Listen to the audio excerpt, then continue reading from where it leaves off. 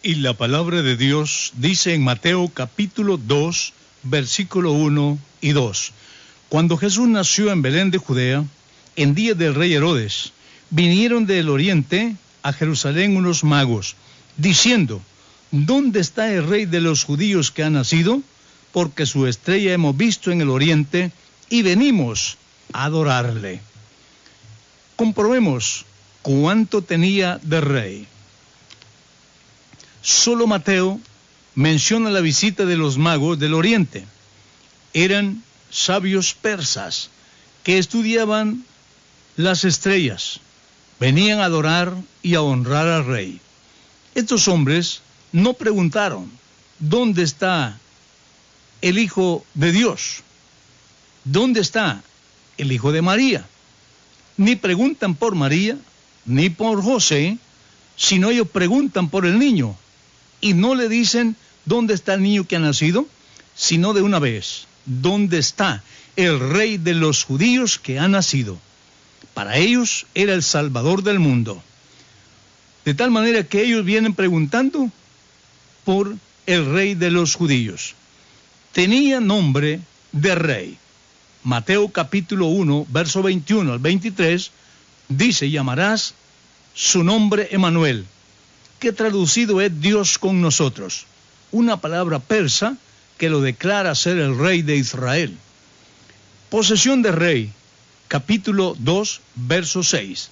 De ti saldrá un guiador que apacentará y regirá a mi pueblo Israel. Anuncio del rey, capítulo 3, verso 3. Preparad el camino del Señor, enderezad sus sendas. Este era el oficio de los heraldos del rey. Estaba hablando de Juan el Bautista, quien viene preparando el camino al Señor. Desde Isaías capítulo 40, verso 3, encontramos la voz que clama en el desierto.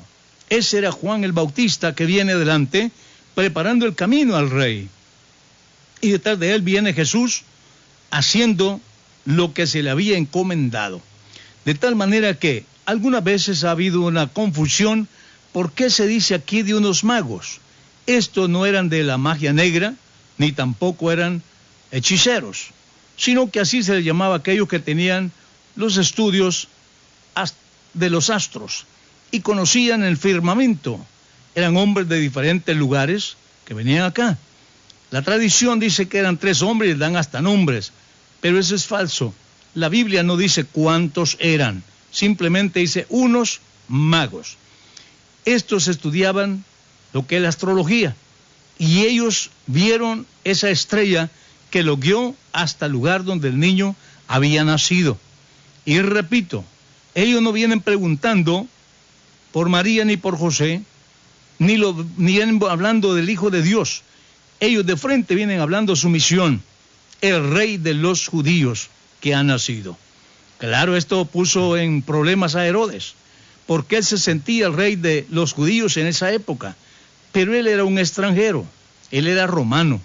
Pilato estaba allí en Jerusalén y él comandaba a Herodes. También él tenía una ciudadanía comprada.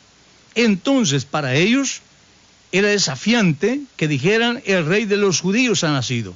Por eso es que él se molesta y decide destruir a todos los niños de 2 años abajo, con el propósito de que allí entre ellos muriera ese rey de los judíos que dicen estos hombres que ha nacido. Según se dice que estos magos eran de diferentes nacionalidades, lo que estaba ya prefigurando que el Señor no venía por una raza, no venía por una nación.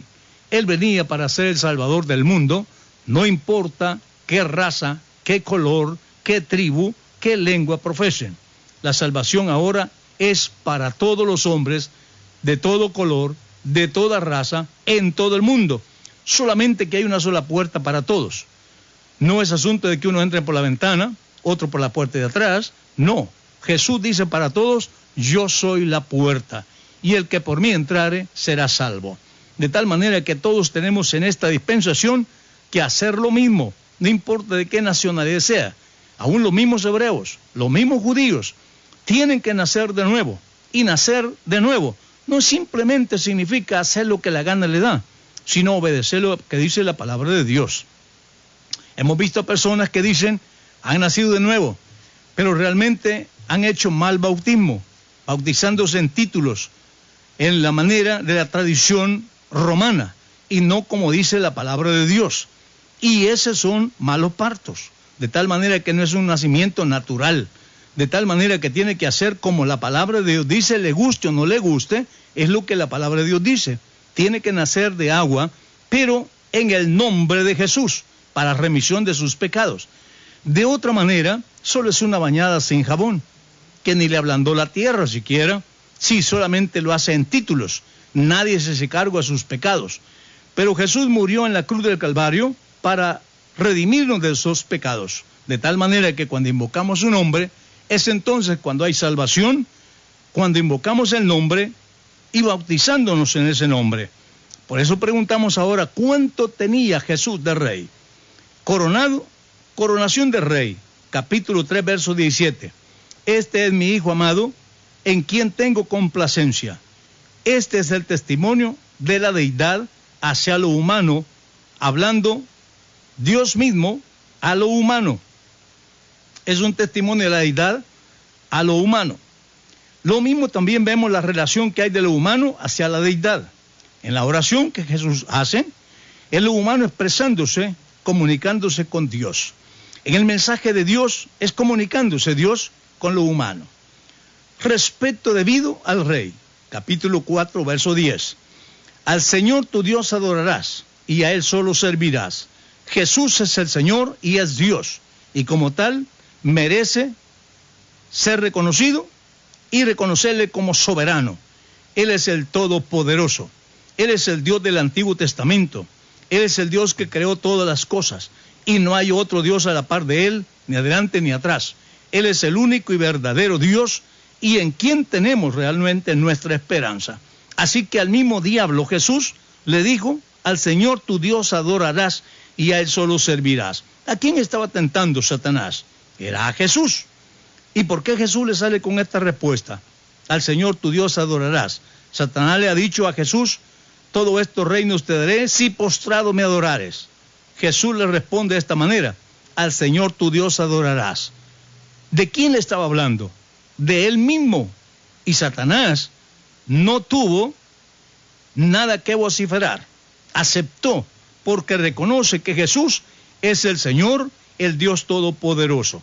Lo que realmente, si hubiera sido un trinitario, todavía estuviera peleando con Jesús, discutiéndole, es que tú eres el Hijo, es que tú eres el enviado, tú eres la segunda persona. Ahí estuviera todavía peleando con Jesús.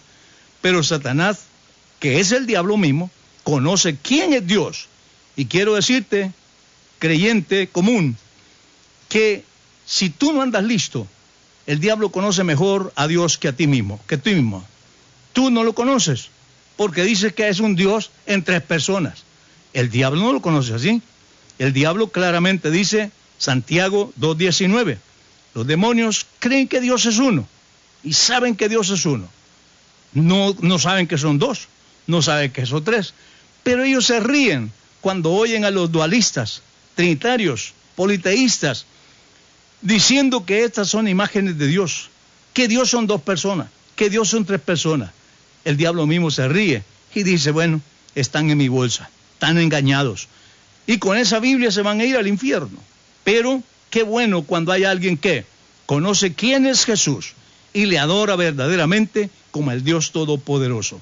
Proclamación del Rey, capítulo 7, verso 29 y 5:2. Y abriendo su boca, les enseñaba como quien tiene autoridad. Jesús no enseñaba como un hombre acomplejado, como un hombre temeroso porque lo buscaban. Él hablaba con autoridad a los humanos y con autoridad reprendía a los demonios. Y los demonios le huían porque lo reconocen que Él es Dios. Lealtad al Rey, capítulo 12, verso 30. El que no es conmigo, contra mí es, y el que conmigo no recoge, desparrama. Este es el problema. Debemos de ser leales en la palabra del Señor. Estamos con el Señor, es con Él. Entonces no tenemos compromiso con nadie más. Y este es el problema del mundo religioso hoy día, que tienen un compromiso con la tradición y con la religión traída de Roma. Tienen un compromiso. Ahí lo vemos todos revueltos, ya sea en la posición del gobierno o ya sea en manifestaciones en las calles con los católicos. Allí andan los creyentes. Allí andan los creyentes también haciendo ruido. Ahí podemos ver el famoso pastor del Itay metido en eso, el de la Elín metido en eso. ¿Qué tipo de pastores son? Y realmente son una misma cosa con todos. Y por eso es que les han gritado. Realmente son católicos. Ahí ven a Toby también metido en todo eso. ¿Por qué? Porque son la misma rama. Y cuando algo pasa, pues la mamá los cuida y los protege. Pero los que alaban a Dios, conocen quién es Dios, están completamente divorciados de esa doctrina errónea. Jesús, amor de rey, capítulo 20, verso 28. El Hijo del Hombre no vino para ser servido, sino para servir y para dar su vida en rescate por muchos. Qué importante es cuando realmente el Señor no vino quitándole a uno para darle a otro. No vino haciendo préstamos para ver cómo resolvía los problemas. Él vino para servir con lo que es suyo. Y Él ha dicho en el Antiguo Testamento, del Señor es la tierra y su plenitud. Del Señor es el oro, la plata y todo lo que hinche la tierra es del Señor. Así que entonces Él da lo que es propio. Gloria del Rey. 25, 31, 34. Estamos hablando del libro de Mateo. Cuando el Hijo del Hombre venga, entonces el Rey dirá a los de su derecha, venid benditos de mi Padre, heredad del reino preparado para vosotros desde la fundación del mundo. Servicio del Rey, capítulo 27, versos 35, 37. Cuando le hubieron crucificado, pusieron sobre su cabeza una causa escrita. Este es Jesús, el Rey de los judíos. No es mini rey, Él es el Rey de los judíos. Y en la carta a Tito y a Tesalonicenses, y en la carta escrita del apóstol Pablo a Timoteo, le dice que Jesús es Rey de reyes y Señor de señores en potencia. De tal manera que entonces, Él no es un rey, mini rey. Jesús nació siendo rey. Y esto es lo contrario, porque el hijo de un rey no nace siendo rey, nace siendo príncipe. Y tiene que esperar que el rey muera para tomar posesión de rey. Y si el rey nunca muere, nunca llega a ser rey. Pero Jesús no tiene por qué esperar que su Padre, que es el Espíritu Santo, muera para ser rey. Él nació siendo rey, vivió siendo rey, tenía nombre de rey, anuncio de rey, coronación de rey, respeto debido al rey, proclamación de rey y lealtad al rey. Y amor del rey, gloria real. Así nos dice la Escritura. Sacrificio del rey. Ahí tenemos el sacrificio hecho por el Señor para ser nuestro Salvador. Victoria del Rey, capítulo 28, verso 6. No está aquí, pues ha resucitado, como dijo. Venid y ved el lugar donde fue puesto el Señor. Ha resucitado. Gloria del Rey. Victoria del Rey. No se quedó en la tumba, resucitó. Y aquí demuestra con esto que no simplemente es un rey más en la tierra, es el Rey de Reyes. Los sacerdotes sabían dónde había de nacer el Cristo, el Mesías. Lo triste fue que no lo conocieron cuando nació. Tenían la información en todas las profecías que había de nacer de una virgen en el lugar que Dios había de escoger. Ahí estaba escrito, pero ellos no lo creyeron en la hora que Él nació. Y por eso la Escritura termina diciendo, Juan capítulo 1, verso 11, a lo suyo vino, y los suyos no le recibieron. Más a los que le recibieron, a los que creen en su nombre, les dio potestad de ser hechos hijos de Dios. No solamente a los que creen, sino a los que creen en su nombre, les dio potestad de ser hechos hijos del Señor. Así que entonces somos hijos de Dios por su nombre, y el nombre